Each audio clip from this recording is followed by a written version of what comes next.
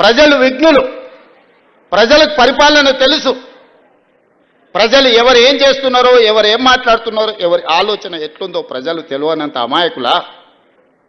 కొట్లాడి తెచ్చుకున్న తెలంగాణ కోతుల గుంపు కప్పజెప్పినట్టయింది మొదటి 10 సంవత్సరాలు. తాను జడ్డ కోతి వనమల్ల జడిచే అని నీ కుటుంబం మొత్తం కలిసి ఈ తెలంగాణ మీద పడి దోసుక తిన్న మాట వాస్తవం కాదా?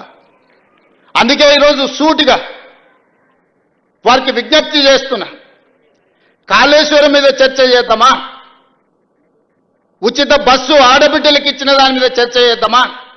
రైతు రుణమాఫీ మీద చర్చ చేద్దామా? రైతు బంధు మీద చర్చ చేద్దామా? తెలంగాణ ఉద్యమంలో చురుకైన పాత్ర పోషించిన విద్యార్థులు, ఉద్యమకారులు, నిరుద్యోగ యువకుల గురించి మేము ఇచ్చిన 60,000 ఉద్యోగాల మీద శాసనసభలో చర్చ చేద్దామా? లేదా 30 సంవత్సరాల నుంచి ఎంతో మంది ప్రాణాలు వదులుకొని సాధించుకోవాలనుకున్న ఎస్సీ వర్గీకరణ మీద చర్చ చేద్దామా? 100 సంవత్సరాల నుంచి కులగణన జరగాలి. ఈ దేశంలో ఎంతమంది బలైన వర్గాలు ఉన్నారో ఈ దేశంలో పశు సంపదకు కూడా లెక్క ఉంది, కానీ మా బలైన వర్గాలకు లెక్క లేదు అని ఆవేదన చెందుతున్న సందర్భంలో దేశానికే ఆదర్శంగా నిలబడి తెలంగాణ రాష్ట్రం కులగణన మీద చేసిన దాని మీద చట్టసభలలో చర్చ చేద్దామా? దేని మీద చర్చ చేద్దాం? చంద్రశేఖరరావు గారు మీరు చెప్పండి అని నేను అడుగుతున్నా. నేను సిద్ధంగా ఉన్నా. ప్రతిపక్ష నాయకుడిగా మీరు సూచన చేయండి. మా నిర్ణయాలలో లోపాలు ఉంటే ఎత్తి చూపండి, సవరించుకోవడానికి మేము సిద్ధంగా ఉన్నాం. కానీ విద్వేషం వెళ్ళగక్కి నీ కోపాన్ని అంతా మాటల రూపంలో ప్రదర్శించే ప్రయత్నం చేస్తారు.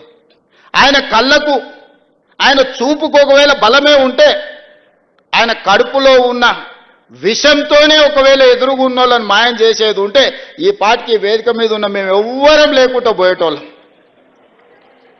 అంత విషం ఆయన మాటల్లో కళ్ళల్లో కనిపిస్తుంది. ఎందుకే 40 ఏళ్ళు తెలంగాణ ప్రజలు నేను గుండెల్లో పెట్టి చూసుకున్నందుక? కాంగ్రెస్ విలన్ అంటాడు. నాకు నిజంగా ఆశ్చర్యం కలిగింది. కనీసము మాట్లాడే ముందు మనం ఏం మాట్లాడుతున్నాం, మనం మాట్లాడిన తర్వాత ప్రజలు ఏ విధంగా తీసుకుంటారని ఆలోచన చేయాలి కదా.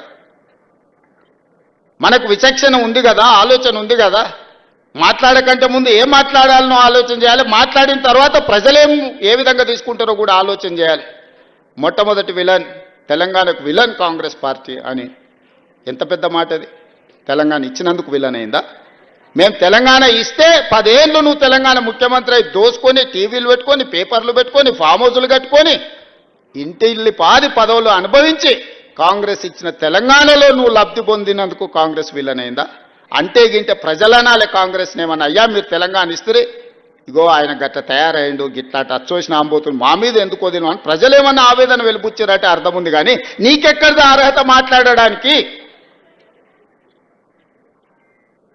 అంటే ఆయన ఆలోచన ఎట్లుందో ఒక్కసారి ఆలోచన చేయండి. ఆగమైంది అంటుండే. ఏం ఆగమైంది? నీ కుటుంబం ఆగమైందేమో. ఇంకో 10 ఏళ్ళు దోసుకుందాం అన్నది మతాంతరంగా ఆగిపోతే ఆగమైతుంది ఖచ్చితంగా. ప్రణాళికలు వేసుకొని ఉండొచ్చు కదా.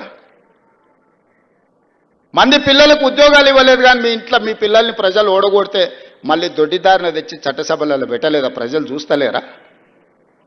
అందుకే కదా మీ ఉద్యోగాల నుంచి తొలగించింది ప్రజలు మిమ్మల్ని.